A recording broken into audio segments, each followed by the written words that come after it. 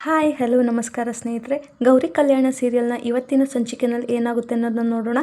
First ಸೀನ್ನಲ್ಲಿ Gauri jewellery designs ಎಲ್ಲ ಮುಗಿಸಿ ಮೆಲ್ಲಗೆ ರೂಮ್ ಒಳಗಡೆ ಬಂದು ಕಬೋರ್ಡಲ್ಲಿ ಪೇಪರ್ಸ್ ಇಡ್ತಾಳೆ. ಆ ಡಿಸೈನ್ಸ್ ಪೇಪರ್ಸ್ನ ಅದ್ರ ಮೇಲೆ ಒಂದು ಸೀರೆನ ಇಟ್ಬಿಟ್ಟು ಮೆಲ್ಲಗೆ ಕಬೋರ್ಡ್ ಬಾಗ್ಲಾಕೊ ಬಂದು ವಿವೇಕ್ ಹತ್ರ ಬರ್ತಾಳೆ. ನೋಡ್ಬಿಟ್ಟು ವಿವೇಕ್ನ ಮಲಗಿದ್ದಾಗ ಎಷ್ಟು ಮುಗ್ಧ ಕಾಣಿಸ್ತಾರೆ, ಆದರೆ ಎಚ್ಚರ ಆದರೆ ಸಾಕು ಉರಿಯೋ ಜ್ವಾಲಾಮುಖಿನೇ ಅಂದ್ಕೊಂಡು ತಾನು ಕೂಡ ಮಲ್ಕೊಂತಾಳೆ. ನೆಕ್ಸ್ಟ್ ಸೀನ್ನಲ್ಲಿ ಜ್ಞಾನೇಶ್ ಮತ್ತೆ ತಾತ ಇಬ್ರು ಕೂಡ ಮಾತಾಡ್ಕೊಂಡು ಕೂತಿರ್ತಾಳೆ ಬಿಸ್ನೆಸ್ ಬಗ್ಗೆ. ಅಲ್ಲಿಗೆ ಬಂದಂತ ಗೌರಿ ಇಬ್ರಿಗೂ ಕಾಫಿ ಕೊಡ್ತಾಳೆ.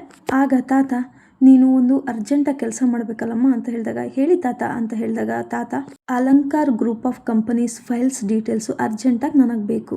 ಈ ನಿಮ್ಮ ಚಿಕ್ಕ ಮಾವ ಇದಾನಲ್ಲ ಮರಗುಳಿ, ಹೇಳಿದ್ದನ್ನು ಮಾಡಿಲ್ಲ, ವಿವೇಕ್ ಹತ್ರ ಹೇಳ್ಬಿಟ್ಟು ಅದನ್ನು ತಂದು ಕೊಡ್ತೀಯನಮ್ಮ ಅಂತ ಕೇಳಿದಾಗ ಗೌರಿ ಸರಿ ತಾತ ತಂದು ಕೊಡ್ತೀನಿ ಅಂತ ಅಲ್ಲಿಂದ ಹೊರಡ್ತಾಳೆ. ನೆಕ್ಸ್ಟ್ ಸೀನ್ನಲ್ಲಿ ವಿವೇಕ್ ಸ್ನಾನ ಮಾಡ್ತಾ ಇರ್ತಾನೆ. ಅಲ್ಲಿಗೆ ಬಂದಂಥ ಗೌರಿ ಡೋರ್ನ ನಾಕ್ ಮಾಡ್ತಾಳೆ.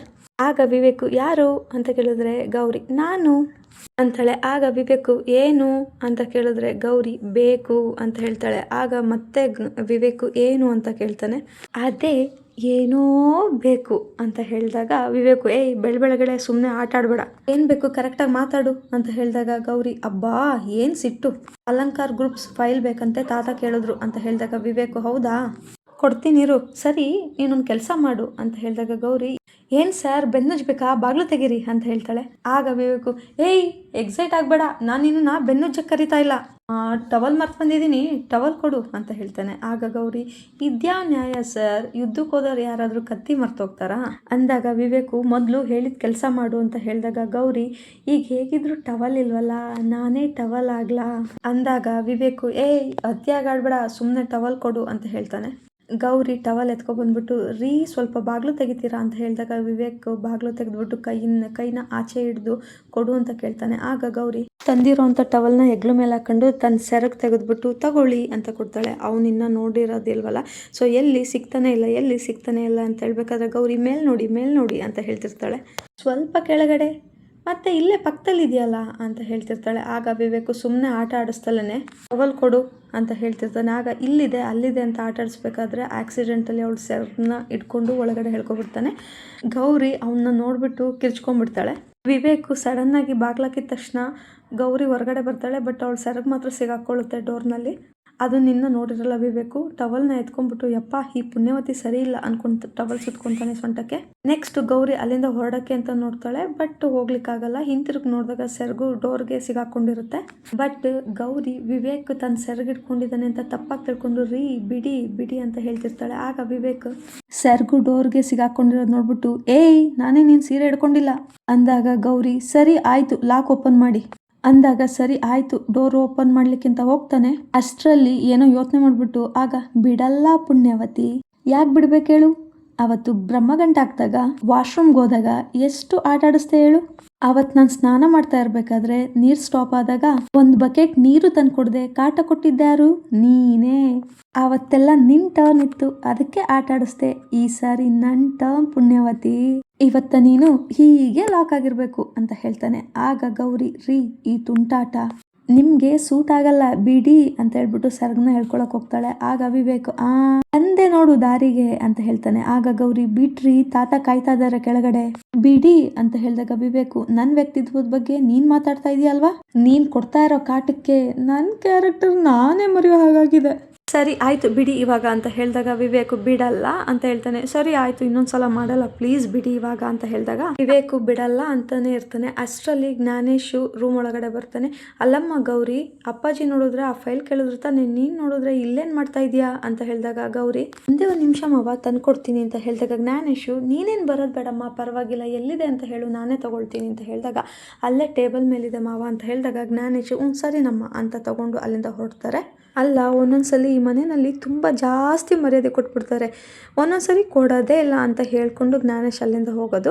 ಆಗ ಗೌರಿ ನೋಡ್ರಿ ಚಿಕ್ಕ ಮಾವ ಎಷ್ಟು ಬೇಜಾರು ಮಾಡ್ಕೊಂಡು ನನ್ನ ಮೇಲೆ ಬಿಡಿ ಅಂತ ಹೇಳ್ತಾಳೆ. ಆಗ ವಿವೇಕು ನನಗೆ ಅದೇ ಅಲ್ವಾ ಬೇಕಾಗಿರೋದು, ಆದರೆ ಏನು ಮಾಡೋದು, ರೂಮ್ ಬಾಕ್ಲು ದಾಟಿದ ಮೇಲೆ ನಾನು ಯಾಕೆ ಹೋಗಿದ್ದೆ ಅನ್ನೋದೇ ಮರ್ತೋಗ್ಬಿಡ್ತಾರೆ ಅಂತ ಹೇಳಿದಾಗ ಗೌರಿ ಸರಿ ಇವಾಗ ಸೆರಗ್ ಬಿಡ್ತಿರೋ ಇಲ್ವೋ ಅಂದಾಗ ಇಲ್ಲ ಬಿಡಲ್ಲ ಅಂತ ಹೇಳ್ತಾನೆ. ಆಗ ಗೌರಿ ಸರಿ ಆಯಿತು, ನೀವು ಬಾತ್ರೂಮಲ್ಲೇ ಇರಿ, ನಾನು ಹೊರಗಡೆ ಇಲ್ಲೇ ಇರ್ತೀನಿ, ಆದರೆ ನೀವು ಸ್ನಾನ ಮಾಡ್ಕೊಂಡು ಹೊರಗಡೆ ಬರ್ತೀರಲ್ಲ, ಆಗ ಟವಲ್ನ ಕಿತ್ತು ಎಳ್ದಾಕ್ಬಿಡ್ತೀನಿ ನೋಡಿ ಅಂತ ಹೇಳಿದಾಗ ಏಯ್ ಅಂತ ಹೇಳ್ಬೇಕಾದ್ರೆ ಗೌರಿ ಮಾತನ್ನ ಮುಂದುವರಿಸಿ ಅಲ್ಲಿದೆ ನೋಡಿ ನಮ್ಮ ಶೃಂಗಾರ ಸಮರ ಅಂತ ಹೇಳ್ಬೇಕಾದ್ರೆ ವಿವೇಕು ಥು ಏನೇನೋ ಹೇಳ್ತಾಳೆ ಇವಳು ಅಂದ್ಕೊಂಡು ಡೋರ್ ಲಾಕ್ನ ಓಪನ್ ಮಾಡಿಬಿಟ್ಟು ಸೆರಗನ್ನ ಬಿಡ್ತಾನೆ. ನೆಕ್ಸ್ಟ್ ಸೀನಲ್ಲಿ ಗೌರಿ ಪಿಂಕಿ ಕಾಲ್ ಮಾಡಿಬಿಟ್ಟು ಪಿಂಕಿ ಅವರೇ ಎಲ್ಲ ಡಿಸೈನ್ಸ್ನು ವಿವೇಕ್ ಸರ್ಗೆ ತೋರಿಸಿದ್ರ ಅಂತ ಕೇಳಿದಾಗ ಪಿಂಕಿ ಇಲ್ಲ ಮೇಡಮ್ ಇನ್ನು ಸರ್ ಬಂದಿಲ್ವಲ್ಲ, ಆದರೆ ನೀವು ಮಾಡಿರೋ ಡಿಸೈನ್ಸ್ ಎಲ್ಲ ತುಂಬ ಚೆನ್ನಾಗಿದೆ, ಸರ್ ಏನಾದರೂ ನೋಡಿದ್ರೆ ಫಿದಾ ಆಗ್ತಾರೆ ಅಂತ ಹೇಳ್ತಾಳೆ. ಆಗ ಸರಿ ಪಿಂಕಿ ಅವರೇ, ನಾನೇ ಡಿಸೈನ್ ಮಾಡಿರೋದು ಅನ್ನೋದು ಗೊತ್ತಾಗ್ದಲ್ಲೇ ಇರೋ ಥರ ನೋಡ್ಕೊಳ್ಳಿ ಅಂತ ಹೇಳಬೇಕಾದ್ರೆ ವಿವೇಕು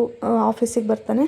ಆಫೀಸಿಗೆ ಬಂದುಬಿಟ್ಟು ನೇರವಾಗಿ ಪಿಂಕಿ ಹತ್ರ ಬಂದುಬಿಟ್ಟು ಪಿಂಕಿ ಎಲ್ಲಿದೆ ಡಿಸೈನ್ಸ್ ಅಂತ ಕೇಳಿದಾಗ ಇಲ್ಲಿದೆ ಸರ್ ಅಂತ ಹೇಳ್ಬಿಟ್ಟು ಕೊಡ್ತಾಳೆ ಫೈಲ್ನ ನೋಡಿಬಿಟ್ಟು ಅದರಲ್ಲಿರುವಂಥ ಡಿಸೈನ್ಸ್ನ ನೋಡಿಬಿಟ್ಟು ವಾವ್ ಸೂಪರಾಗಿದೆ, ಎಕ್ಸಾಕ್ಟಾಗಿ ನಾನು ಏನು ಇಮ್ಯಾಜಿನ್ ಮಾಡಿದ್ದೀನೋ ಅದನ್ನೇ ಪೇಪರ್ ಮೇಲೆ ಇಳಿಸಿದ್ದೀರಾ, ಎಕ್ಸಲೆಂಟ್, ನಿಮ್ಮ ಟ್ಯಾಲೆಂಟ್ಗೆ ಏನು ಹೇಳಬೇಕು ಅಂತ ಗೊತ್ತಾಗ್ತಾ ಇಲ್ಲ, ಈ ಮಂತು ಸ್ಪೆಷಲ್ ಬೋನಸ್ ಬರುತ್ತೆ, ಖುಷಿನಾ ಅಂತ ಕೇಳಿದಾಗ ಪಿಂಕಿ ನಾನು ಯಾವಾಗಲೂ ಖುಷಿನೇ ಸರ್, ಆದರೆ ಈ ಡಿಸೈನ್ ಮಾಡಿದ್ದು ನಾನಲ್ಲ ಅಂತ ಹೇಳ್ತಾಳೆ.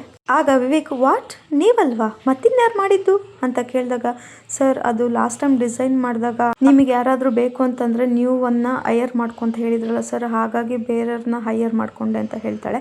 ಆಗ ವಿವೇಕ್ ಯಾರದು ಅಂತ ಕೇಳಿದಾಗ ಸರ್ ಅದು ನನ್ನ ಫ್ರೆಂಡು ಸರ್ ಅಂತ ಹೇಳ್ತಾಳೆ.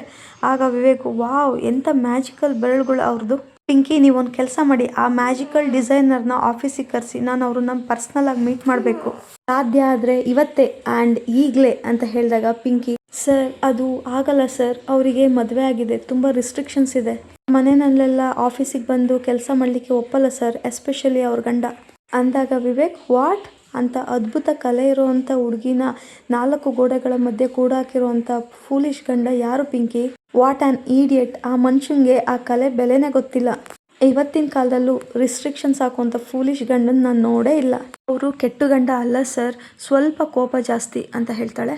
ಸರಿ ಆಯಿತು, ಹಾಗಾದರೆ ಆ ಡಿಸೈನರ್ಗೆ ಎಷ್ಟು ಅಮೌಂಟ್ ಕೊಡಬೇಕು ಅಂತ ಹೇಳಿ ನಮ್ಮ ಅಕೌಂಟೆಂಟ್ ಹತ್ರ ಸೆಟಲ್ ಮಾಡಿಸಿ ಅಂತ ಹೇಳಿ ಅಲ್ಲಿಂದ ಹೊರಟೋಗ್ತಾನೆ. ನೆಕ್ಸ್ಟು ಕಾಲಲ್ಲೇ ಇರ್ತಾಳೆ ಗೌರಿ. ಆಗ ಅವಳ ಹತ್ರ Pinky thank you so much madam ನೋಡಿದ್ರಾ ಅಂತ ಹೇಳಿದಾಗ ಓಕೆ ಪಿಂಕಿ ಥ್ಯಾಂಕ್ ಯು ಅಂತ ಹೇಳ್ಬಿಟ್ಟು ಕಾಲ್ ಕಟ್ ಮಾಡ್ತಾಳೆ. ನೆಕ್ಸ್ಟ್ ಸೀನಲ್ಲಿ ಪಿಂಕಿ ಗೌರಿಗೆ ಕಾಲ್ ಮಾಡ್ತಾಳೆ, ಮ್ಯಾಮ್ ಸಾರಿ ಮ್ಯಾಮ್ ನಮ್ಮ ಅಕೌಂಟೆಂಟು ಲೀವಲ್ಲಿ ಇದ್ದಾರಂತೆ, ಅವರು ನಾಡಿದ್ದು ಬರ್ತಾರಂತೆ, ಸೊ ಏನು ಮಾಡೋದು ಇವಾಗ ಇಮ್ಮಿಡಿಯೇಟಾಗಿ ನಿಮಗೆ ಅಮೌಂಟ್ ಟ್ರಾನ್ಸ್ಫರ್ ಮಾಡೋಕ್ಕಾಗಲ್ಲ ಅಂತ ಹೇಳಿದಾಗ ಗೌರಿ ಕೆಲಸ ಮಾಡಬೇಕಾದ್ರೆ ತಾಳ್ಮೆ ಹಾಗೆ ಶ್ರದ್ಧೆ ಎಷ್ಟು ಮುಖ್ಯನೋ ಅದ್ರ ಪ್ರತಿಫಲ ಬಯಸಬೇಕಾದ್ರೂ ಅಷ್ಟೇ ಶ್ರದ್ಧೆ ತಾಳ್ಮೆ ಮುಖ್ಯ, ಪರವಾಗಿಲ್ಲ ನಾನು ಕಾಯ್ತೀನಿ ಅಂತ ಹೇಳಿದಾಗ okay ma'am thank you so much ಅಂತ ಹೇಳಿ ಕಾಲ್ ಕಟ್ ಮಾಡ್ತಾಳೆ. ನೆಕ್ಸ್ಟು ಗೌರಿ ಕೋಟ್ಯಾಧಿಪತಿ ಗಂಡನ ಕಂಪ್ನಿಗೆ ಡಿಸೈನ್ಸ್ನ ಮಾಡಿ ನನ್ನ ದುಡ್ಗೋಸ್ಕರ ನಾನೇ ಕಾಯೋ ಥರ ಆಯ್ತಲ್ಲ, ಪರವಾಗಿಲ್ಲ ಕಾಯೋಣ ಅಂತ ಅಂದ್ಕೊಳ್ತಾಳೆ. ನೆಕ್ಸ್ಟ್ ಸೀನಲ್ಲಿ ವಿವೇಕ್ ಮನೆಗೆ ಬಂದ್ಬಿಟ್ಟು ಜ್ಞಾನೇಶ್ ಹತ್ರ ನೋಡಿ ಚಿಕ್ಕಪ್ಪ ಎಷ್ಟು ಪರ್ಫೆಕ್ಟ್ ಡಿಸೈನ್, ಇದನ್ನ ಅಪ್ಪಂಗೂ ಕೂಡ ಫಾರ್ವರ್ಡ್ ಮಾಡಿದ್ದೆ ಬೆಳಗ್ಗೆ, ತುಂಬಾ ಖುಷಿ ಪಟ್ರು, ಆದರೆ ಪ್ರಾಬ್ಲಮ್ ಏನಂದ್ರೆ ತಾನೇ ಮಾಡಿರೋದು ಅಂತ ಯಾರಿಗೂ ಗೊತ್ತಾಗಬಾರ್ದು ಅಂತ ಅಂತಾಳೆ. ಜೊತೆಗೆ ಅವಳ ಪರ್ಸನಲ್ ಲೈಫಲ್ಲಿ ಪ್ರಾಬ್ಲಮ್ ಇದೆ ಅನ್ಸುತ್ತೆ. ಆಗ ಜ್ಞಾನೇಶು ಇಷ್ಟು ಪರ್ಫೆಕ್ಟಾಗಿ ಡಿಸೈನ್ ಮಾಡಿರೋದು ಯಾರು ಅಂತಾನೆ ಗೊತ್ತಿಲ್ವಾ, ಅವರು ಈಚೆ ಬರಲಿಕ್ಕೆ ಅವ್ರ ಗಂಡ ಬಿಡ್ತಾ ಇಲ್ವಂತೆ ಅಂತ ಹೇಳಿದಾಗ ಗೌರಿ ಅಲ್ಲೇ ವರ್ಕ್ ಕೆಲಸ ಮಾಡಿಕೊಂಡು ಇದನ್ನೆಲ್ಲ ಕೇಳಿಸ್ಕೊತಾ ಇರ್ತಾಳೆ. ನೆಕ್ಸ್ಟ್ ಅವ್ರ ಹತ್ರ ಬಂದ್ಬಿಟ್ಟು ಅಯ್ಯೋ ಎಷ್ಟು ಕಷ್ಟನೋ ಅವ್ರ ಹೆಂಡತಿಗೆ ಟ್ಯಾಲೆಂಟ್ ಇದ್ರು ಮನೆಯಲ್ಲಿ ಕೂತು ಗಂಡನಿಂದ ಹಿಂಸೆ ಅನುಭವಿಸ್ತಾ ಇದ್ದಾಳೆ, ಆದ್ರೂ ಗಂಡ ಅಂದಮೇಲೆ ಸ್ವಲ್ಪ ದಡ್ಡ ಸ್ವಲ್ಪ ಹೊರಟ ಆಗಿರೋದು ಸಹಜ ಅಲ್ವಾ, ಕಣ್ ಮುಂದೆ ಇರೋ ಹೆಂಡತಿ ಬೆಲೆ ಗೊತ್ತಾಗ್ದಲೇ ಇರೋರ್ಗೆ ಯಾಕೆ ಶಾಪ ಹಾಕ್ಬೇಕು ಅಂತ ಹೇಳಿದಾಗ ವಿವೇಕು ಅವಳನ್ನೇ ದುರ್ಗುಟ್ಕೊಂಡು ನೋಡ್ತಾನೆ. ಆಗ ಜ್ಞಾನೇಶು ಅಯ್ಯೋ ಲ್ಯಾಪ್ಟಾಪಲ್ಲಿ ಡಿಸೈನ್ ಇರೋ ಆ ಅಮ್ಮನ ಗಂಡನ್ ನಾನು ಬೈದ್ರೆ ನೀನೇನು ಕಮ್ಮ ನಿನ್ನ ಗಂಡಂಗೆ ಬೈತಾ ಇದೀಯಾ ಅಂದಾಗ ವಿವೇಕು ಬಿಡಿ ಚಿಕ್ಕಪ್ಪ ಇವಳಿಗೆ ಏನು ಗೊತ್ತಾಗುತ್ತೆ, ಇವಳಿಗೆ ಗೊತ್ತಿರೋದು ರಂಗೋಲಿ ಹಾಕೋದು, ಅಡುಗೆ ಮನೆಯಲ್ಲಿ ಒಗ್ಗರಣೆ ಹಾಕೋದು ಮತ್ತೆ ಮುಸ್ಕಾಕೊಂಡು ಮೋಸ ಮಾಡೋದು ಅಷ್ಟೇ. ಆದ್ರೆ ಒಳ್ಳೆ ಹೆಣ್ಮಕ್ಳಿಗೆ ಟ್ಯಾಲೆಂಟ್ ಇರೋರ್ಗೆ ಈ ಡಿಸೈನರ್ ತರ ನಾಲೆಡ್ಜ್ ಇರುತ್ತೆ, ಇವಳಿಗೆಲ್ಲ ಎಲ್ಲಿದೆ ಅಂತ ಹೇಳಿದಾಗ ಗೌರಿ ಚಿಕ್ಕಮ್ಮವ ಆ ಡಿಸೈನ್ ಮಾಡಿರೋರ್ ಗಂಡಂಗೆ ಎಷ್ಟು ಬೇಕಾದ್ರೂ ಬೈರಿ, ನಾನ್ ಬೇಕಾದ್ರೆ ಕಿವಿ ಮುಚ್ಕೊಂತೀನಿ ಅಂತ ಹೇಳ್ತಾಳೆ. ಆಗ ವಿವೇಕು ಚಿಕ್ಕಪ್ಪ ನೀವು ಬೈಯೋದೇ ಬೇಡ ನಾನೇ ಬೈತೀನಿ, ಈ ತರ ಟ್ಯಾಲೆಂಟ್ ಇರೋ ಹೆಂಡ್ತಿನ ಕಷ್ಟಕ್ಕೆ ಹಾಕೋನು ಈಡಿಯಟ್ ಪಕ್ಕ ಯೂಸ್ಲೆಸ್ ಫೆಲೋ ಅಂದಾಗ ಗೌರಿ ಅಂದ್ರೆ ಆ ಮನುಷ್ಯ ದಡ್ಡ ಅಂತೀರಾ ಅಂತ ಕೇಳಿದಾಗ ದಡ್ಡ ಅಲ್ಲ ಶತಮೂರ್ಖ ಅಂದಾಗ ಗೌರಿ ಕನ್ನಡಿ ನೋಡ್ಕೊಂಡು ಬೈದ್ಬಿಡಿ ಅಂತ ಹೇಳ್ತಾಳೆ. ಆಗ ವಿವೇಕು ಏನು ಅಂದಾಗ ಗೌರಿ ಜಾಸ್ತಿ ಬೈಬೇಡಿ ಅಂದೆ. ಹೆಂಡತಿ ಕಷ್ಟ ಗಂಡಂಗ್ ಅರ್ಥ ಆಗಲ್ಲ ಅಂದಮೇಲೆ ಅವ್ರಿಗೆ ಬೈದ್ ಏನ್ ಪ್ರಯೋಜನ